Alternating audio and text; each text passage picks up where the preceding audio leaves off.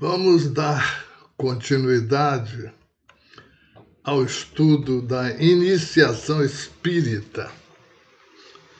Nós estamos no item O que é Espiritismo. É um diálogo entre Allan Kardec e um visitante. Nós vamos dar continuidade a esse diálogo, que é a sexta aula, esta de hoje. E o visitante, ele, dando continuidade à pergunta, o visitante fala: pode-se estar enganado e mesmo iludido sem se ser louco por isso. E Allan Kardec diz: não continue. Diga, como tantos outros, que é uma mania que durará pouco tempo, mas convenha que uma mania que, em alguns anos, ganhou milhões de partidários em todos os países, que conta com sábios de todas as ordens, que se propaga preferentemente nas classes ilustradas.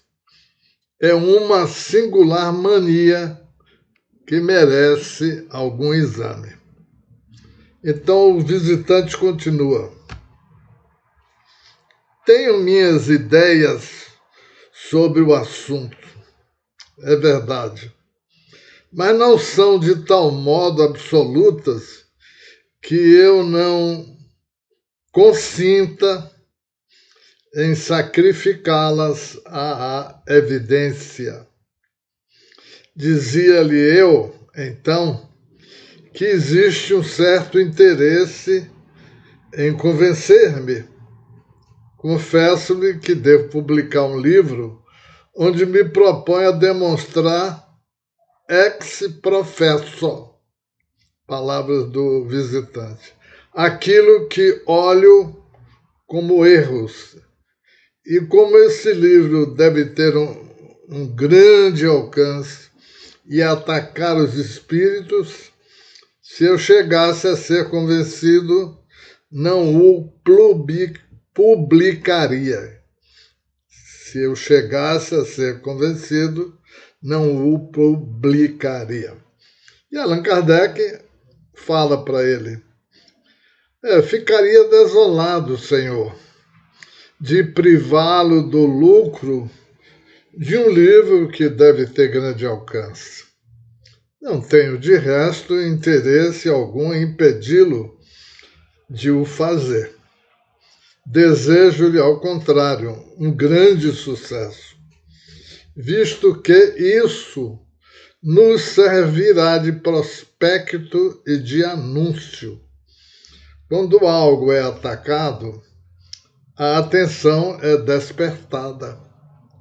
Há muitas pessoas que desejam ver os prós e os contras, e a crítica as leva a conhecer o que nem sequer sonhariam que existisse.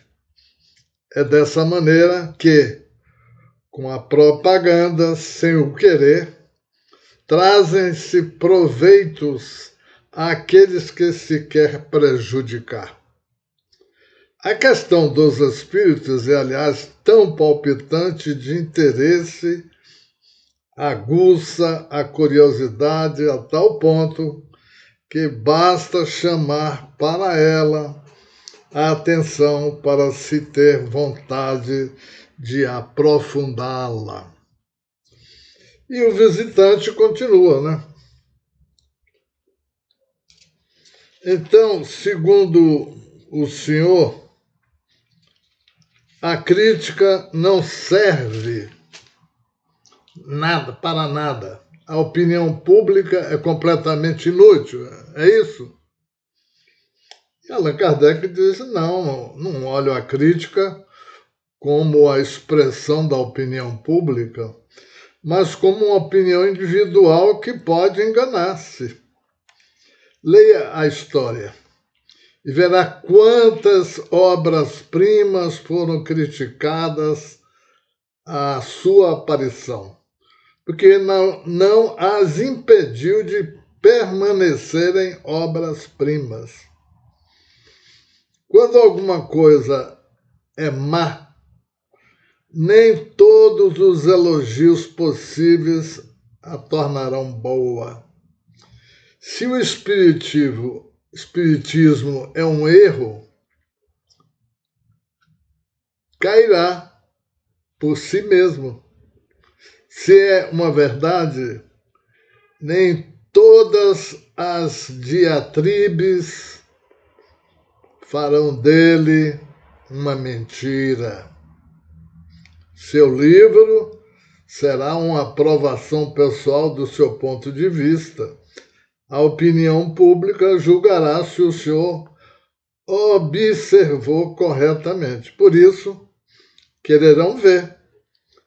Se mais tarde for publicamente reconhecido que se enganou, seu livro cairá no ridículo, como aqueles que antes foram publicados contra a teoria da circulação, da vacina, etc. Esqueço, porém, que deve tratar o assunto ex professo, o que significa que o estudou sob todos os aspectos, que viu tudo o que se pode ver, que leu tudo o que foi escrito sobre a matéria, analisou e comparou as diversas opiniões, que se colocou nas melhores condições para observar por si mesmo, que a isso consagrou suas vigílias durante anos. Em suma, que nada negligenciou para chegar à constatação da verdade. Devo crer que foi assim que se passou. Se o senhor é um homem sério, pois somente aquele que fez tudo isso tem o direito de afirmar que fala com conhecimento de causa. Agora, que pensaria o senhor de um homem que se erigisse em censor de uma obra literária sem conhecer a literatura, de um quadro sem conhecer a pintura? É da lógica alimentar que o crítico deva conhecer, não apenas superficialmente, mas a fundo, o assunto de que fala. E sem essa condição, a sua opinião não tem valor. Para conhecer-se um cálculo, é preciso opor-lhe outros. Para isso, no entanto, é necessário saber calcular. O crítico não pode limitar-se a dizer que tal coisa é boa ou má. É preciso que ele justifique a sua opinião por uma demonstração clara e categórica, baseada nos princípios próprios da arte ou da ciência. Como pode ele fazê-lo se ignora esses princípios? Poderia o senhor apreciar as qualidades ou os defeitos de uma máquina sem conhecer a mecânica? Não. Muito bem. Seu julgamento sobre o espiritismo, que não conhece, não teria mais valor do que aquele que emitisse sobre a máquina. Seria a cada instante apanhado em flagrante delito de ignorância, pois aqueles que o estudarem verão imediatamente que o senhor está fora da questão. Concluirão que não é um homem sério ou que não age de boa fé. Em um e outro caso, expor-se-á a receber desmentidos pouco lisonjeiros ao seu amor próprio. E o visitante fala: é precisamente para evitar esse obstáculo que vim solicitar-lhe a permissão para assistir a algumas experiências. E Allan Kardec passa a dar uma outra aula para a pessoa e pensa que isso lhe será suficiente para falar do Espiritismo ex professo?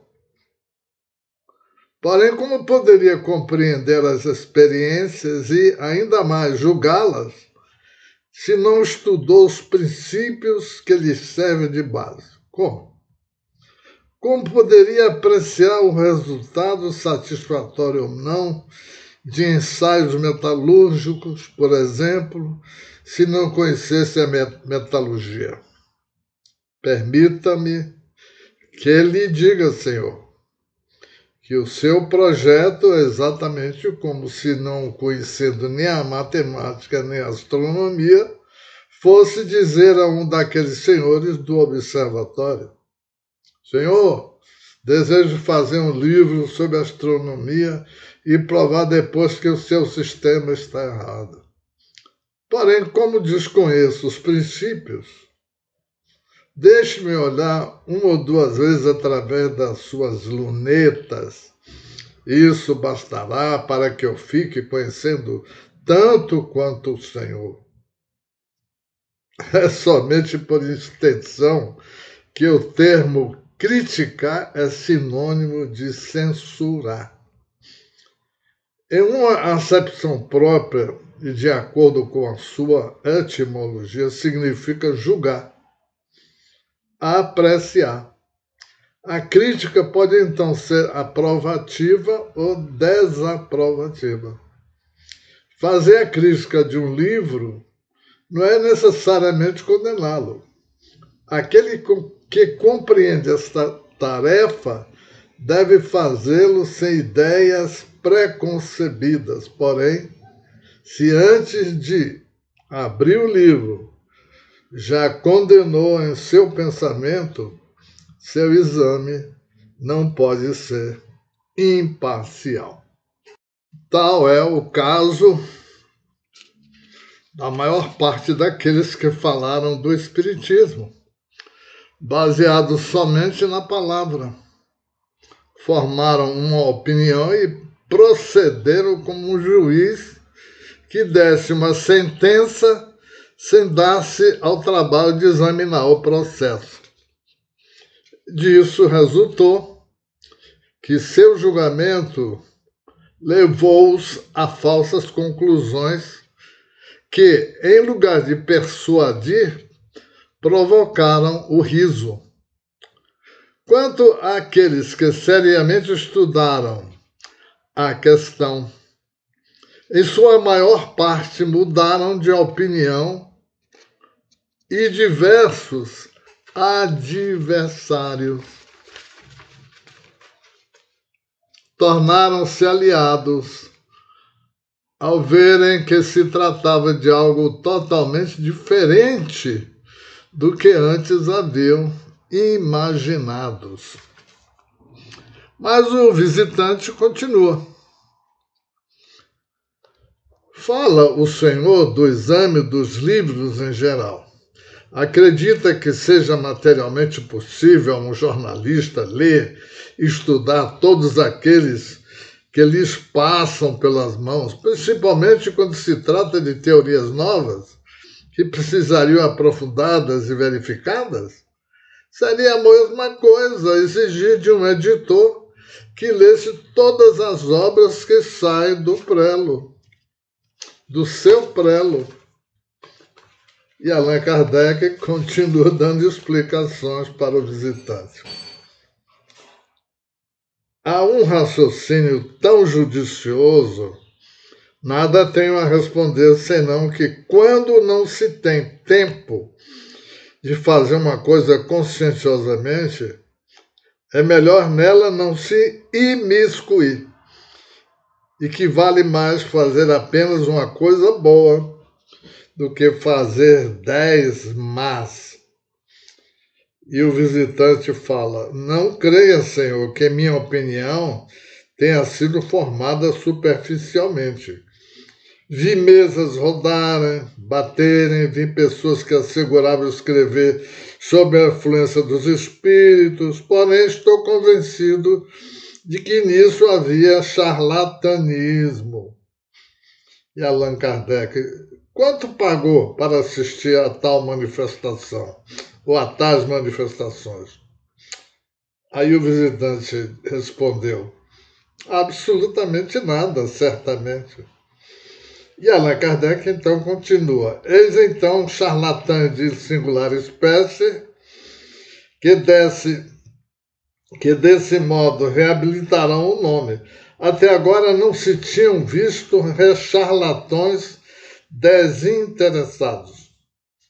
Se algum engraçado de mau gosto quis divertir-se, uma vez por acaso, conclui-se que as outras pessoas fossem cúmplices? Lógico. Aliás, com que finalidade tornar-se-iam elas cúmplices de uma mistificação? Para divertir os outros, dirá. Não quero dizer que nunca ninguém se preste a brincadeiras desse tipo. Porém, quando essas brincadeiras duram meses e anos, é o mistificador, creio eu, quem sai mistificado. Será provável que somente pelo prazer de fazer acreditar algo que se sabe ser falso, fixe à espera de horas inteiras a uma mesa? O prazer experimentado não valeria o esforço. Antes de concluir pela fraude, torna-se necessário indagar do interesse que se pode ter em enganar. Ora, convirá comigo que existem posições sociais que excluem toda desconfiança de embuste. Pessoas cujo caráter, por si só, já é uma garantia de probidade. Seria diferente se tratasse de uma especulação, pois o atrativo do ganho é um mau conselheiro. Porém, mesmo admitindo que neste último caso uma manobra fraudulenta fosse constatada, isso nada provaria contra a realidade do princípio, visto que se pode abusar de tudo. Do fato de alguém vender vinhos adulterados, não se pode concluir que não existam vinhos puros. O Espiritismo não é mais responsável por aqueles que abusam do seu nome e o exploram do que a ciência o é, pelos charlatães que vendem suas drogas, e nem a religião, pelos padres que abusam do seu ministério. O Espiritismo, por sua novidade, sua própria natureza, deveria prestar-se a esses abusos. Porém, forneceu os meios de reconhecê-los, definindo claramente o seu verdadeiro caráter e negando qualquer solidariedade àqueles que o explorariam ou o afastariam de sua finalidade exclusivamente moral, para dele fazerem uma profissão, um instrumento de adivinhações ou de pesquisas fúteis.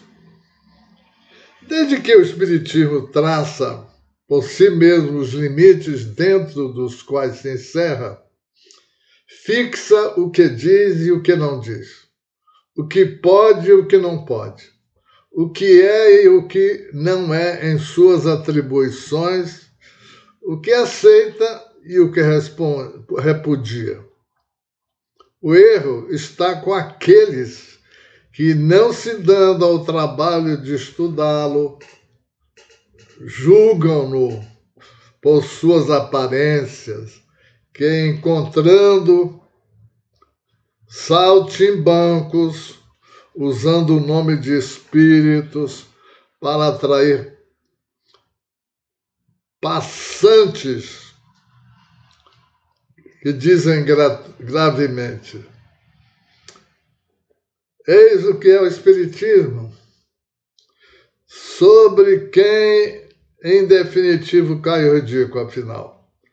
Não é sobre o saltimbanco que exerce seu ofício, nem sobre o Espiritismo, cuja doutrina escrita desmente semelhantes asserções, mas exatamente sobre aqueles críticos convencidos de falar do que desconhecem ou de alterar conscientemente a verdade. Aqueles que atribuem ao Espiritismo o que é contra sua própria essência, fazem-no por ignorância ou intencionalmente. No primeiro caso, é leviandade. No segundo, é má fé. Neste último caso, assemelham-se a certos historiadores que alteram os fatos históricos no interesse de um determinado partido ou opinião. Tal partido é sempre desacreditado pelo emprego de semelhantes meios e falha em seus propósitos. Note bem, Senhor, que não pretendo que a crítica deva necessariamente aprovar nossas ideias, mesmo depois de as ter estudado. E não censuramos de forma alguma os que não pensam como nós. O que para nós é evidente pode não ser para todos os outros. Cada um julga as coisas de seu ponto de vista. E do evento mais positivo, nem todos extraem as mesmas consequências. Se um pintor, por exemplo, põe em seu quadro um cavalo branco, alguém poderá muito bem dizer que o cavalo faz um mau efeito e que um cavalo negro conviria melhor. Porém, o seu erro estaria em afirmar que o cavalo é branco, se ele é negro.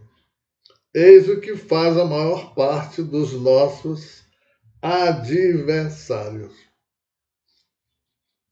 Em resumo, cada um é perfeitamente livre de aprovar ou de criticar os princípios do Espiritismo, deles tirar consequências boas ou más, conforme lhe agrade. Porém, a consciência tem o dever para com todo crítico sério de não afirmar o contrário de que são os fatos. Ora, para isso, a primeira condição é a de não se falar daquilo que se desconhece. E o visitante continua, né? Voltemos, peço-lhe, Senhor, voltemos às mesas girantes e falantes. Não poderia ocorrer que elas fossem preparadas? E Allan Kardec responde: é ainda a indagação de boa-fé a qual respondi. Assim que o embuste seja aprovado, eu lhe o entrego. Se assinalar fatos averiguados de fraude, charlatanismo, exploração o abuso de confiança, entrego-os às suas fustigações, declarando-lhe de antemão que deles não tomarei a defesa, pois o Espiritismo é o primeiro a repudiá-los e que assinalar os abusos e ajudar a evitá-los e prestar-lhes serviço. Porém, generalizar essas acusações, espalhar sobre um número de pessoas honradas a reprovação que merecem alguns indivíduos isolados, é um abuso de outra espécie, pois é uma calúnia. Admitindo, como diz, que as mesas fossem preparadas, seria necessário um mecanismo bastante engenhoso para executar movimentos e ruídos tão variados. De que maneira se concebe que ainda não seja conhecido o nome do hábil fabricante que as confecciona? Este deveria, no entanto, possuir uma grande celebridade, pois que os seus aparelhos estão espalhados pelas 5 partes do mundo. É preciso convir que o seu processo é bastante sutil, pois pode adaptar-se a qualquer mesa sem traço algum exterior. Como se concebe que, desde Tertuliano, o qual da mesma maneira falou das mesas girantes e falantes, até o presente momento, ninguém tem podido ver tal pessoa, nem a descrever. Então, repito, desde Tertuliano, o qual de maneira falou das mesas girantes e falantes, até o presente momento, ninguém tenha podido ver tal pessoa, nem a descrever? Essa fica a interrogação, que você mesmo vai declinar. Vamos passar agora para a próxima aula, que é a 7ª, a partir de então.